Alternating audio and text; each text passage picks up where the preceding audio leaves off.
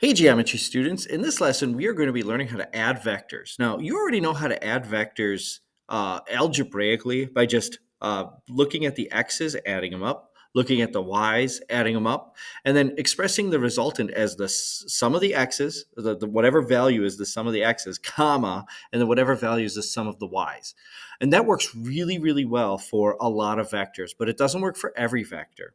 In this lesson, we're going to learn how you can add vectors graphically by drawing your vectors and then adding them together on paper. That works for all vectors, okay? So we're going to learn three methods. One of them is called the parallelogram method. One of them is called the head to tail method. And actually, the third thing we do isn't a method for adding vectors, but it's a method for figuring out what our final resultant vector actually shows us. All right, so let's get started. What we're going to do in letter A is use the parallelogram method. Watch how that works. So first of all, I'm going to draw the vectors x and y, and I already have x pre-drawn on the graph. So this is the vector 3, 4. Notice it goes over 3 and then up 4. So this would be the vector 3, 4. Next, I need to draw the vector 4, 1. I'm going to do that by starting a vector at the origin, going over 4 in the x direction, up 1 in the y direction, and there we go. There's my 4, 1 vector. Now here's how the parallelogram method works. I draw a vector parallel to the bottom vector starting from where the top vector ends, okay? So I'm going to draw a 4, 1 vector at the end of my first vector. And notice that my first vector here, this is the 3, 4 vector, it starts at the origin. I also started the other vector at the origin. What I'm going to do here is draw the other vector. This is going to be the 3, 4 vector at the end of the 4, 1 vector, okay? So notice that this arrangement makes the shape of a parallelogram. Okay, I'm just going to slide this one up a little bit so you can see the actual parallelogram that's made. And then the final step is to draw the part of the parallelogram that starts at 0, 0 and goes up to the end of where these two vectors are. And this is actually, this long vector here is the sum of the two vectors. Okay, so this would be my resultant. I'm going to make this one a different color. We'll make it red. Okay, and then what is the value of the resultant vector? Well, it goes over 7 in the x direction and up 5. Okay, now what is the benefit of this method? This method is, you're going to find out, is exactly the same as the head to tail method. The real benefit of it is because it makes a parallelogram, it sort of just reassures you that the answer you get is correct. All of these vectors should add, like both of these sums of vectors, this one that makes a parallelogram and this one that makes a parallelogram, should end at the same place. And indeed they do here. They end at the same place. That helps me figure out that I actually did get a right answer. And remember, the way that we do this is I make sure that at the end of this bottom vector, I draw a vector that's parallel to the first vector. It doesn't even really have to be the right length. It could keep going and going and going. I could just make a line that goes parallel, as long as it's exactly parallel to this first vector. So maybe I measure the slope of this first vector and just draw a line in that has the same slope at the end of the first one. And then I do the same thing at the end of this upper vector. I draw a vector that has the same slope as the bottom vector, and I just continue it over. And wherever they cross, that is where the resultant vector ends. Now, let's measure this resultant vector. We said it was 7, 5. Let's just make sure that we got the right answer here. We should have an answer of 7, 5. There we go. All right, let's take a look at our next method. Our next method is called the head to tail method. And this one works in very much the same way, except now I can add more than just two vectors. This is going to be the reliable method that works for all of these. So what I'm going to do is I'm going to draw all three of my vectors. I have one that goes over 1, up 2, over 1, up 2. That's my first vector. Do my best to make these as exact as possible. I'm going to draw another vector. And if I were, by the way, if I were drawing these out, if I were actually drawing these out, I'd be able to be a little more precise with them on graph paper. So we're going to start at the origin again, but this one's going to go over 4, down 5. I don't have enough graph to do that, but remember, I could actually start a vector anywhere I want to on the graph. So I'm going to start this one over here. I'm going to go over 4, 1, 2, 3, 4, down 5. 1, 2, 3, 4, 5. And this is the vector 4, negative 5. It doesn't matter that it didn't start at the origin. It's still the right vector. Okay? And then I'm going to make one more vector, negative 1, 7. So I'm going to start this one at the origin. It's going to go over to the left 1 and then up 7. This is the last vector. Okay, now, here's the cool thing about this method. And if you use this on graph paper, if you do this on graph paper, it's going to work really well. What I'm going to do is I'm just going to slide these vectors around, though, in this drawing, okay? So if you do this on graph paper, you actually have to redraw all of your vectors. And the right way to do it is actually to start out by drawing your very first vector. Then you start drawing the second vector with its tail at the head of the first vector. So I'm going to go over 1, up 2.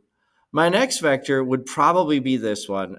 I loathe to put this vector on here because it goes down below my coordinate plane, but on a normal coordinate plane, it would fit, okay? So this one's going to go over 4, down 5, and I would start drawing it with its tail at the head of the first vector. Then I'm going to draw this last vector with its tail starting at the head of the second vector. And this is how I would add these three vectors together using the head to tail method. I start by drawing the first vector. At the head of the first, I start the tail of the second. At the head of the second, I start the tail of the third. And then my resultant should go from the tail of my first vector to the head of my last vector. I'm not completely thrilled that this one goes off the page, but it goes off the graph here. But, that happens sometimes when we're drawing in smaller coordinate planes. You won't have to worry about that on your coordinate planes. And there we go. This is my resultant vector. It goes over 4, up 4. Let's see if we did this one right. Over 4, up 4. Yes, 4, 4. All right. Add the vectors u and v. Use trigonometry to find the magnitude and direction of the resulting vector. For this one, I'm just going to use algebra to add these vectors, okay? And what I'm going to do is I'm going to add the x's together and the y's together. So it's going to be 3, 0. Okay, I normally would put these in the correct kind of brackets. I'm not going to worry about that here. 0, negative 2.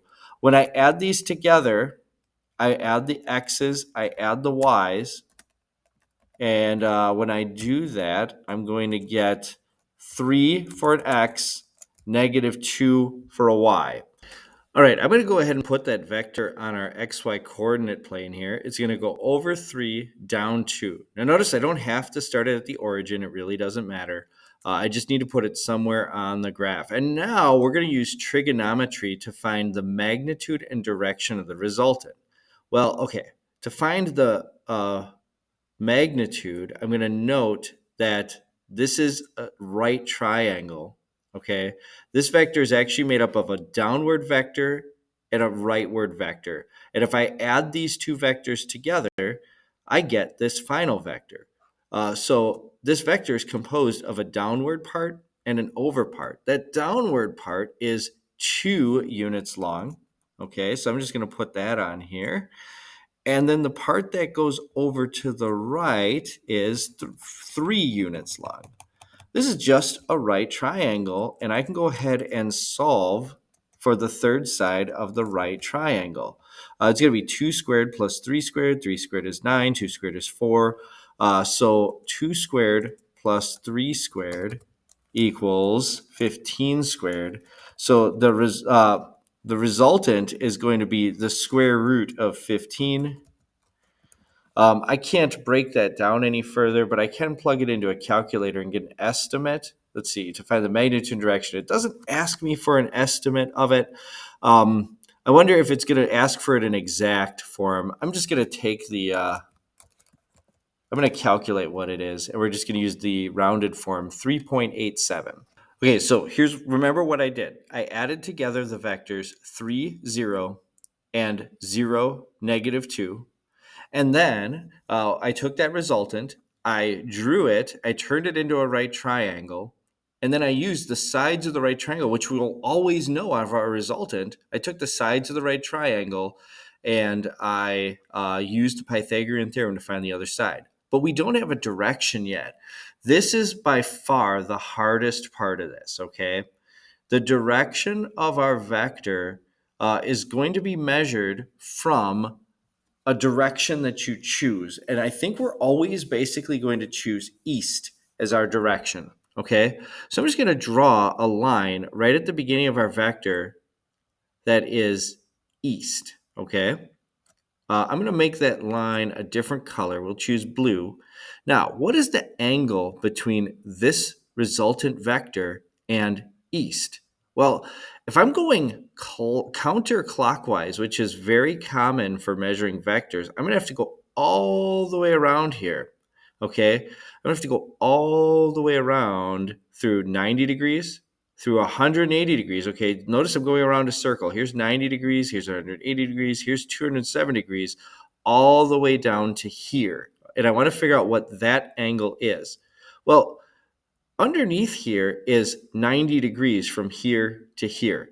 And if I could figure out just this little angle right here, then I can figure out what this bigger angle is right here. Is there a possibility of me figuring out either this little angle or this bigger angle directly? That's going to be the question. I'll bet I could figure out this bigger angle using what we know about inverse trig functions. Because look, this is a right triangle, and I know the opposite side and the adjacent side. Do I have a trig function that I can use to find the angle when I know the opposite side and adjacent side? So something of theta, and let's see. Let's just go ahead and grab our shape of theta.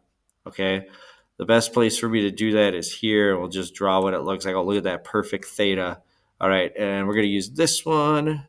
Okay, there we go. Now, is there, if theta is right up here, and again, I'm just going to do this, and we'll just paste it, and we'll see if we can just drag that into our drawing where theta is. Theta is this upper angle right here. Is there a way for me to figure out that theta? Well, let's see. I know the opposite, some function of theta is going to give me the opposite side 3 over the adjacent side 2. What function is the opposite over adjacent? That's the tangent of theta is opposite over adjacent. But I don't want the tangent of theta. I want to know what the angle is. So I have to take the inverse tangent of both sides of this. The inverse tangent of 3 over 2 is going to give me theta. Because remember, the inverse tangent of the tangent just cancels out. So theta is the inverse tangent of 3 over 2. I'm going to go ahead and punch it into a calculator. You remember how to do this? We're in degree mode. The inverse tangent of 3 over 2 is 56.3 degrees. That means that it's 56.3 degrees underneath the triangle here. So I'm going to write that out, equals 56.3 degrees. But wait a second, it's not 56.3 degrees. It's 56.3 plus 207 degrees to get all the way around here, 270. So that's getting me a total of 326.3 degrees from east. I'm just going to note that from east. And let's see what answer the book gives here. 3, negative 2 is the correct vector.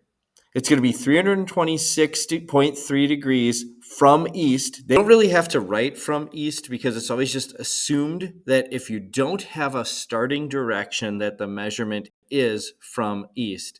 And the magnitude says 3.6. Now let me just check and see if I did that right. 2 squared is 4, 3 squared is 9.